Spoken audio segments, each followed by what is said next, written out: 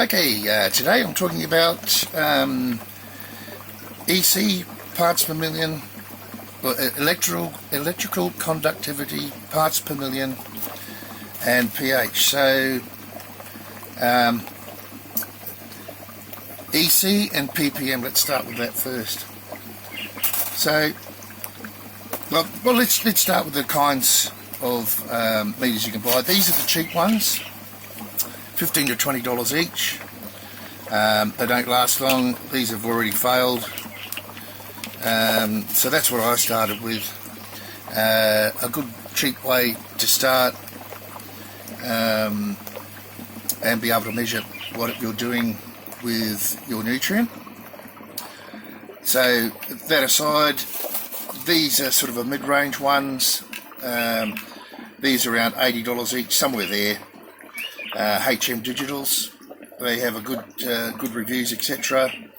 I found them okay. They get you through. I don't know if they still work either. Yeah, they do. They're both working. Hope you can see that. But I find them very slow to read. You know, up to 20-30 seconds sometimes.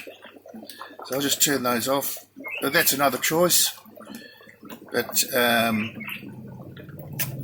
these are my favourites. They're Blue Lab. And this is the pH meter, and this is the EC or ppm meter. Now, my advice. Oh, one more here I have, and this is a Chinese knockoff, Type 1. These don't need calibration very often, so they need to be calibrated too, but they come calibrated. I've never had to do it yet. I've tested them. They're really good, pretty spot on. This one here needs to be calibrated as well, and you need calibration fluid for that. But this is a backup one in case this one fails. And I will in the future buy a backup set of these. These are a bit dearer, about 130 each. So those are the choices. If you're going to be doing this fairly seriously, I would advise just to go and buy the good ones first. It's pretty simple, really. Now, if we look on here, we have EC and ppm. Hopefully you can see that. So parts per million and EC. Now, it's up to you. Different countries use different measurements. I've chosen EC. It's a bit like inches and centimetres. You use one or the other. Just if you're going to use one, forget about the other. So I've chosen EC, so I'll talk about EC today. Parts per million. You can, if you understand both, you can check between the two. But the measurements are already on here. And when you go to measure your nutrients, I have a chart on the Telegram channel. The link for that's in the description. So best advice there is choose one, forget about the other. Okay, so I use EC, electrical conductivity, and parts per million is self-explanatory, really. pH, everyone should know what pH is. And this just measures the pH level in the nutrient water. Alright, so that aside, what I'm going to do is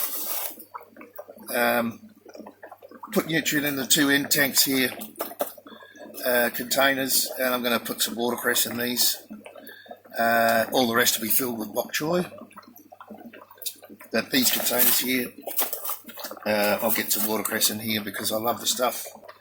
Let's get to mixing up some nutrient. And I'll show you how to use these, well, once I've mixed up the nutrient. Okay, well, I'll turn off the fan. It's actually 38.4 degrees Celsius in here, which is pretty blooming hot. And it's quite a cool day outside. It's probably about 25. Anyway, I have my measuring cups, a couple of different spoons because I don't want to mix the nutrient, and a weighing scale. Some people will say, just measure by the tablespoon or whatever, but if you're measuring like that, it's pretty touch and go to get the nutrient levels correct. So I just use a little scale. I'll do the calcium nitrate first. I forgot to fill up my little bottles. I'll go and do that. I've got a couple of bottles here that I'll fill up with a bit of water and dissolve the nutrient. Calcium nitrate in one, and the other master blend I'm using at the moment, and magnesium sulfate, the K. But let me go and fill those up and I'll explain to you. Alright guys, this is the second time I've had to do this. The temperature in the greenhouse shot up over 40, 44. When I realised that the camera had stopped, it just shut down because of the heat. Anyway, here we go, let's mix it up. Now I know that for one of those containers I need about 50 grams of calcium nitrate, 50 grams of master blend, and about 25 grams of magnesium sulfate. All the instructions are on the sheet on the Telegram website. Just look up master blend ratios, etc. If you're using something else like Manutech or some liquid fertilizer, you'll have to follow their instructions. And as I said, before the camera shut down, most people in Australia would be using Diamond Tea Special. I'll give the links for those on the Telegram channel as well. And if you're overseas, most people would be using, overseas from Australia, most people would be using Master Blend. Just so happens that I'm using Master Blend at the moment. So, let's measure it out. Let's just zero out the scales. You probably won't be able to see the scales, I'm sorry about that, but for the ratio that I need for watercress, the EC is between 0.4 and 1.8, I think, somewhere there. So this should give me around 1.5, 1.6, somewhere there, which is good enough for me, and watercress is pretty easy. If you're growing something else, you just have to look up the chart and work out the ratios for yourself per litre or per 10 litres of water, whichever one. So let's measure out 50 grams.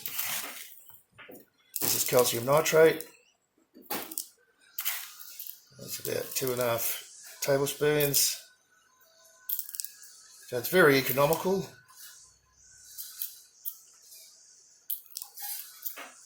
Touch over there. There we go. 50 grams. I don't know if you can see that. I'll just put it in my calcium nitrate container. Now, master blend. So I want 50 grams of that. And you'll notice I'm not mixing the calcium nitrate even with the spoons or the cups. They go into separate jars.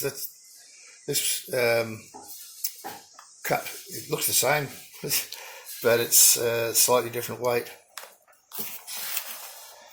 Some people will say, look, just measure this out by the tablespoon.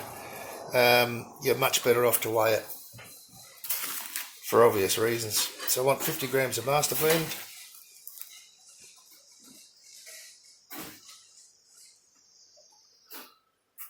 Touch more.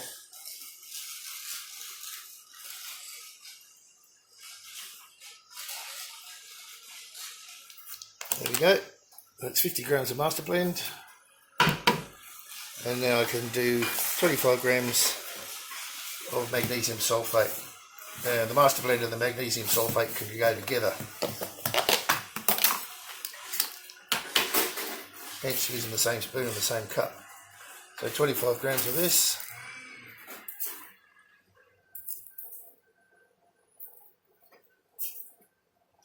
$22. Oh, bit too much.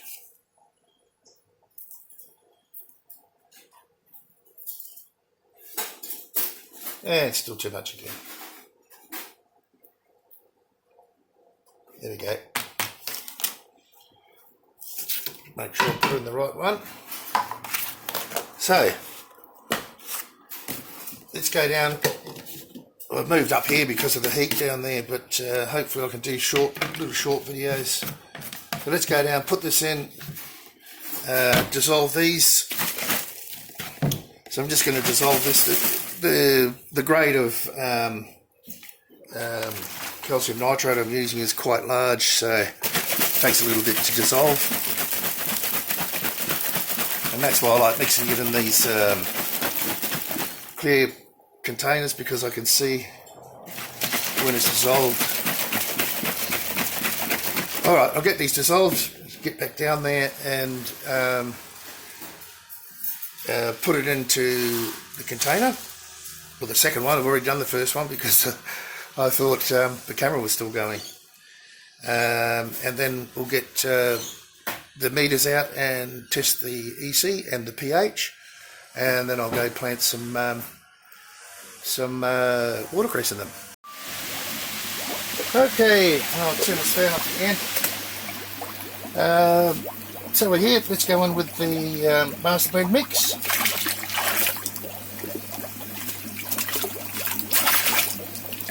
Pretty simple. Now this 80 litres in here, it'll last a long time. Now the calcium nitrate.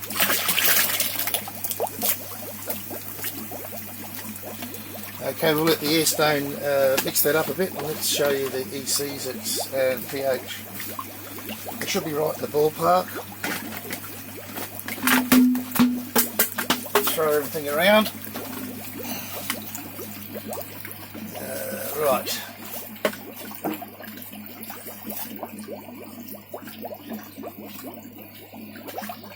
So the air stone's mixing that through pretty nicely. So just make sure I can get it on the, and you'll see the light start to flicker on and off. So I've got about 1.4, 1.6. I don't want it too high. Just making sure we don't get any air bubbles between the probes there.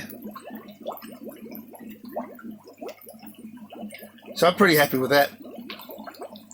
I could have put a little bit more, I guess, but I don't want to be way over and I don't want to be way under. So 1.5 to 1.6, I'm pretty happy. It's looking more like 1.5 at the moment. You can see that flickering there. And if I put my thumb on the top one, you can see the reading there is 1.6. It's probably upside down. There we go. Now pH. So just turn my pH meter on.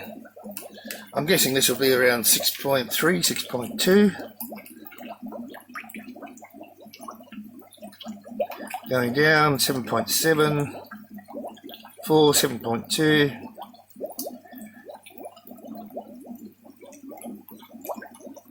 6.6, 6.5, 6.4, 6.3, might be a bit lower, 6.1, 6. So I'm going to have to raise this a touch, 5.9. Looks like this rainwater's got fairly low pH, 5.7. So, this is probably a good time. 5.6, wow.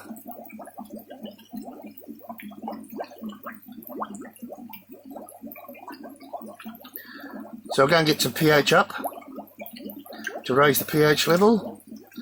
And I'll put, what, a thimbleful, not even a thimbleful in here to get that up. 5.5, wow. And this rainwater's not consistent. Anyway, I'll duck and get the pH up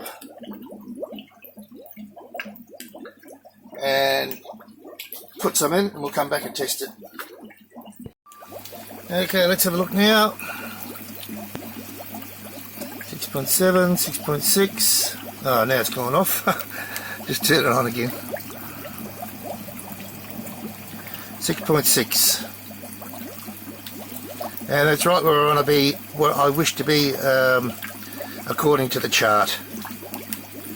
So put it on hold, 6.7. There we go.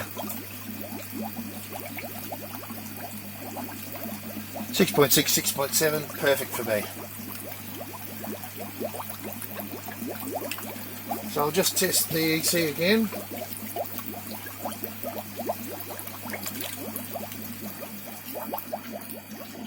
And now we're looking at 1.6 to 1.8, so that's nearly 1.7, which is perfect because it will change after it mixes in properly. 1.6 to 1.7 to 1.8. So it's blinking on the 1.6 twice and on the 1.8 once, which means it's closer to 1.6. So it'll be just under 1.7, which is perfect for me. Alright, so that's how you mix it up.